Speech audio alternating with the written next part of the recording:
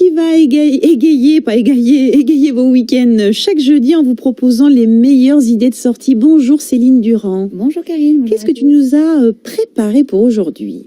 Alors aujourd'hui, on part direction le Bol d'Or qui se déroule au circuit Paul Ricard du Castellet ce week-end. Vroom, vroom. Voilà, c'est ça, un événement le plus sportif de la région. Donc le top départ dès 24 heures. Les plus folles de la moto est prévu pour samedi à 15 heures. Alors le Bol d'Or pour les non-initiés, eh bien c'est un peu ce que l'automobile est aux 24 heures du Mans pour la moto.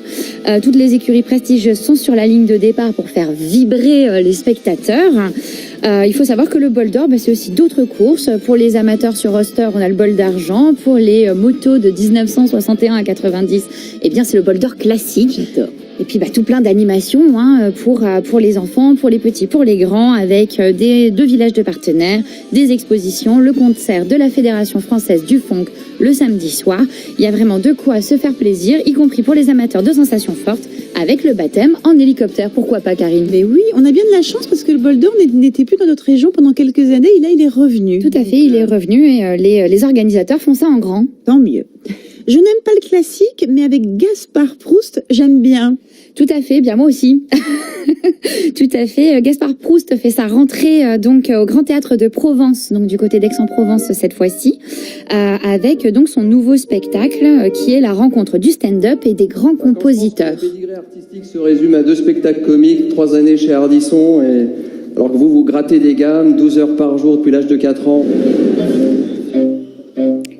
Donc Gaspard Proust va égratigner pendant près de 2 heures les plus belles œuvres du répertoire classique avec son humour corrosif. Ça fait descendre ces monstres sacrés de la musique classique de leur piédestal. Formidable. Et puis on rit beaucoup, Karine, et puis ça fait du bien. Manger bio, local, c'est idéal ? Manger bio, manger local, c'est idéal. C'est la nouvelle initiative qui nous invite à aller à la rencontre des producteurs bio et locaux, avec notamment cet événement organisé par le pôle formation Vert d'Azur à Antibes. De 10h à 19h le dimanche, c'est une grande foire bio avec 50 producteurs locaux. Un ciné-débat avec la projection des locaux très motivés en présence de son réalisateur Olivier Dickinson, dont on voit quelques images à l'écran. Très bien. On termine avec le festival FMR.